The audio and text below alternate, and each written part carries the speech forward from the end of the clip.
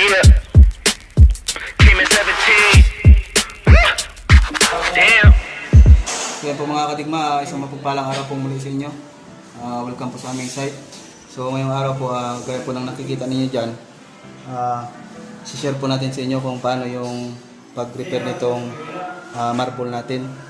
Marami na kasi tayong nakikita sa YouTube kung paano yung tiles. So hindi nila napapakita kung paano yung pagre-repair ng mga tiles na kung saan kumakapak o di kaya nag-damage. So sa mga ganyang area po, ayan, wala pa po tayong nakikitang video tutorial sa YouTube na tinuturo yung pag-repair niyan. So ngayong araw po, naisipan natin na isi-share po natin sa inyo yung pag-repair nito gamit ito. Actually, ito yung gagamitin natin kasi mabigat itong flooring natin. So hindi kakayanin ito kapag ito lang yung gagamitin natin kasi sa sobrang bigat niyan. I-share lang natin sa inyo na kung paano yung paggamit ito kasi mahalaga ito lalo na sa pagta-tiles kasi minsan nangyayari talaga na nagkakaroon ng repair sa mga ganitong area. So kapag hindi perfect yung set nitong tiles natin, kapag nilagay na natin ito, kapag sinit na, ang nangyayari yung minsan iba, kung minsan lubog, yung iba sobra yung paglalagay ng halo, ang nangyayari, nahihirapan sila pag nagtanggal. So ito, isi-share natin sa inyo kung paano yung technique para kahit pa paano matanggal natin ng maayos yung tiles para hindi kayo mahirapan. So ito mga kadigma, kung afford nyo naman bumili, mas maigi kung may ganito kayo kasi mura lang naman ito mga kadigma. Nabili natin ito sa Lazada, nasa 500 lang to. So mahal pa yung isang case ng Ritos dito. So ayan, kung afford nyo itong bumili, mas maigi kung meron kayo nito para hindi kayo mahirapan. Pero sa wala pa tsaka sa magagaan lang naman na tiles, halimbawa sa 30 by 30 o 60 by 60, kaya na ito. So ituturo natin sa inyo yung paglagay nito para matagalo natin yung tiles. So kailangan muna pag nag-repair tayo, iset na agad natin ng maayos yung area para hindi tayo mahirapan kapag naglagay. So kailangan ma-mock up muna natin tong tiles o di kaya marmol para maayos yung pagkalatag ng mortar. So yung ginagamit natin dito, share lang natin sa inyo para at least may idea rin kayo. Ito yung ginagamit natin. So pwede siya sa tiles to tiles, sa mga hardiplex, pwede din siya metal, pwede din siya mga katigma. So hindi ito promotional video, ito sinishare natin sa inyo to para at least malaman nyo. So ito yung ginagamit namin. So haluan natin siya, tested na siya.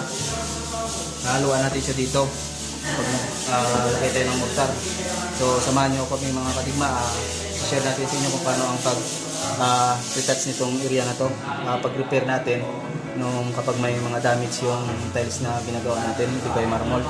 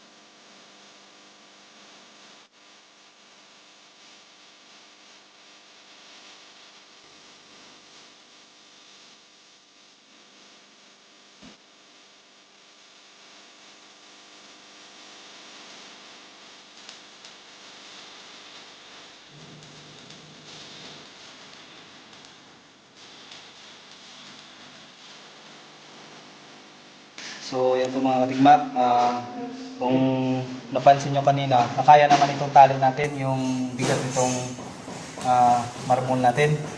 So yan po, nailatag na ho natin ng maayos itong marmol natin. So kung napansin nyo kanina, yun po yung dahilan kung bakit kailangan natin ito. Kasi minsan kasi, kung napansin nyo kanina, tinanggal natin ulit. Kasi kanina, kulang ho yung mortar niya. So, yung iba kasi kapag nalagay na natin ito tapos wala tayong pagtanggal, yung iba sinusungkit dito, nagkakaroon siya ng bungi mga kadigma o di kaya basag. So, napaka-importante po ito kahit paano meron tayo nito. So, yung pagtanggal nito mga kadigma, kung may blade cutter tayo, tanggalin na lang natin ito rito. Kakatingin na lang natin. So, kaya nga ho, hanggat maaari, kuwanag natin ng maayos sa client natin, iwasan mo natin yung pagkabit ng 0-0 na sinasabi kasi napakalagang bagay po kapag nagre-repair tayo, hindi ho tayo mahirapan, tsaka hindi ho dadami yung damage na i-repair natin kasi pag 0-0 yung pagkakabit natin, hindi may iwasan kapag tuklap tayo, may area dito na mababasag yung isang tile. So dadami lang yung i-repair natin, so magastos. So hanggat maaari, kung papayag yung kliyente natin, isang natin kahit isa lang ho nito, yung magiging spacer natin, napakalaking tulong na ho. Tsaka kailangan ho talaga, kailangan may paliwanag natin na kailangan talaga may space yung tiles natin sa pagsiset. So ayan po mga kadigma, naway nakapag-share po tayo ng kahit konting kalaman sa isang simpleng video na ito. Naway may natutunan po kayo. So bago tayo maghiwalay mga kadigma, magpapasalamat muna tayo sa ating mga subscribers na walang sawang sumusuporta sa ating munting YouTube channel. At sa mga silent viewers natin, maraming salamat po sa inyo. At sa mga napadpad ho ito na bago sa ating munting YouTube channel, naway kung nagustuhan niyo po yung video, pa-like na lang po, saka pa-leave ng comments, saka huwag kong kalimutang i-subscribe yung ating munting YouTube channel. Pindutin yung all sa notification bell para maging updated po kayo sa mga video na gagawin natin. So yan lang po muna ngayon mga katigma, naway may napulot po yung kalaman sa simpleng video na ginawa natin. So maraming salamat po ulit, mabuhay po kayo at God bless you po sa inyo lahat.